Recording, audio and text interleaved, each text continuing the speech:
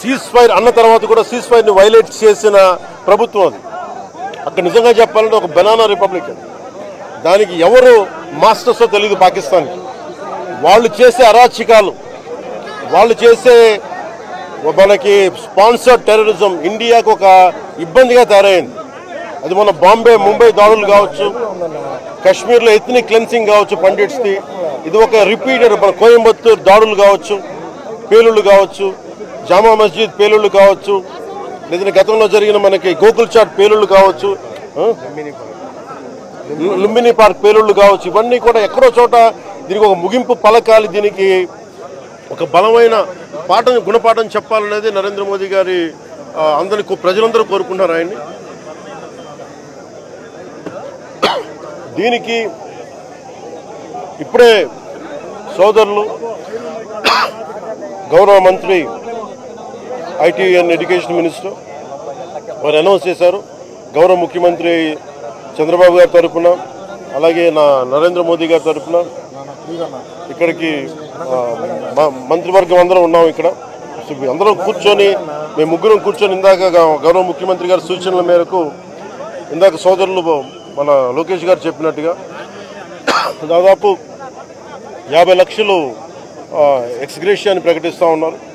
అలాగే ఒక 5 ఎకరాల పొలం అని కూడా తెలియజేశారు. అలాగే 300 గజాలు ఇంటి స్థలం అని కూడా అనౌన్స్ చేశాం.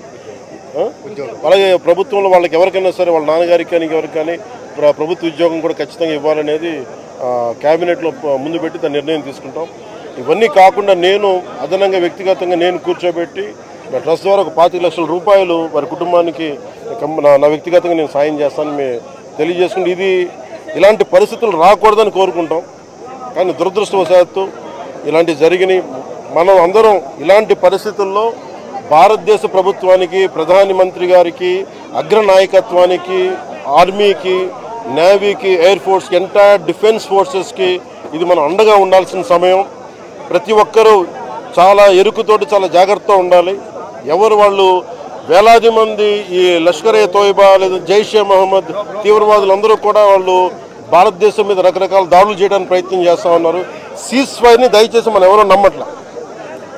సీజ్ ఫైర్ శాంతికి ఒప్పందం కాదు. వాళ్ళు ప్రత్యేక పరిస్థితుల్లో లొంగిపోయి ఇంక మా పాకిస్తాన్ బతకలేదు అని చెప్పి కాళ్ళ బేరానికి వచ్చిన 3 గంటల్లోనే మళ్ళీ సీజ్ ఫైర్ని వైలేట్ చేశారు.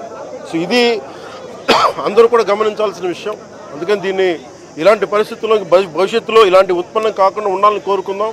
దాని తగ్గట్టుగా మనందరం దేశానికి, దేశ నాయకులకి, ఆర్మీకి, నేవీకి, ఎయిర్ ఫోర్స్కి, ఎంటైర్ డిఫెన్స్ ఫోర్సెస్కి మనం బలం ఇవ్వాల్సిన సమయం. అందుకని మీ అందరూ సహకారం కోరుకుంటూ సెలవు తీసుకున్నాను. జై హింద్. మురళీ నాయక్ పవన్ కళ్యాణ్ గారి వీరాభిమాని, చిన్నప్పటి నుంచి వారిని కలవాలని తహతహలాడుతూ వచ్చారు. అటువంటిది ఇవాళ పవన్ కళ్యాణ్ గారిని ఇక్కడ రప్పించుకున్నారు. దురదృష్టకరమైన విషయం ఏంటంటే చాలా అది నేను ఇక్కడికి రాగానే నాకు చెప్పారు, చూసాను, చాలా బాధ అనిపించింది. అతను నేనంటే ఇష్టపడవచ్చు, కానీ దేశానికి మా అందరికంటే కూడా దేశాన్ని ప్రేమించే వ్యక్తి, అలాంటి వ్యక్తిని కోల్పోవడం నిజంగా చాలా మా అందరికీ కూడా, లోకేష్ గారికి కానీ, మాకు కానీ, మా మంత్రి గారికి కానీ, ప్రతి ఒక్కరికి చాలా చాలా బాధ కలిగిస్తాం. వారి ఆత్మకి శాంతి చేకూరాలని, వారి కుటుంబ సభ్యులకి నా ప్రగాఢ సానుభూతిని తెలియజేయాలని, భగవంతుడు వారికి బలం ఇవ్వాలి.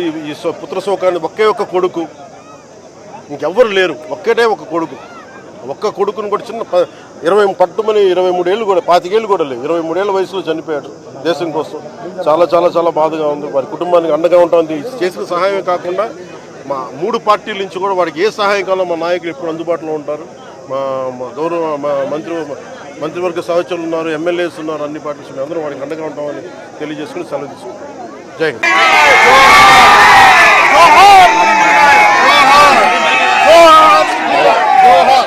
అందరికీ నా హృదయపూర్వక నమస్కారాలు. గత ఏప్రిల్ 22న 27 మంది అమాయకుల్ని పెహల్గాంలో ఉగ్రవాదులు, పాకిస్తాన్ ప్రేరేపిత ఉగ్రవాదులు ఎంత ఘాతుకం చేశారో మనందరికీ తెలుసు.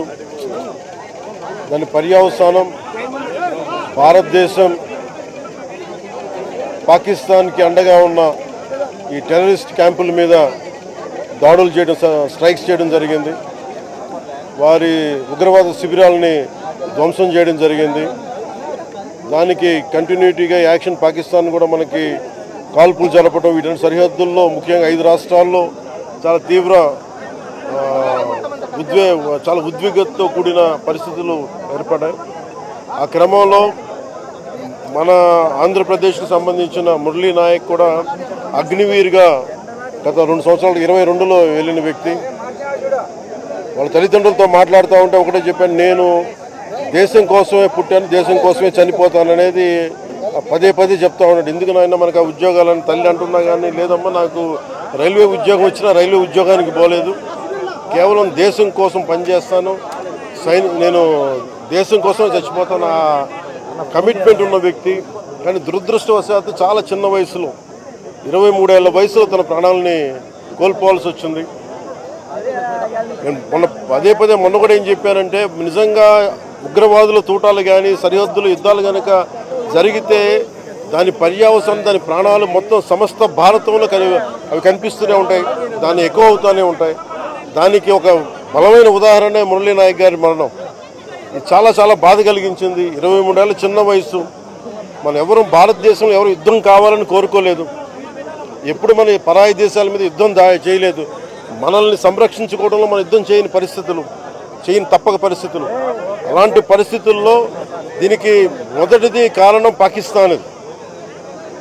పాకిస్తాన్ జనరల్, ఆర్మీ జనరల్ కూర్చోబెట్టి రెచ్చగొట్టి ఒక వారం ముందు, ఏప్రిల్ 22 ఒక వారం ముందు రెచ్చగొట్టి ఉగ్రవాదుల్ని ప్రేరేపించి అమాయకులైన మనుషులను చంపించేసే దానికి పర్యవసానమే.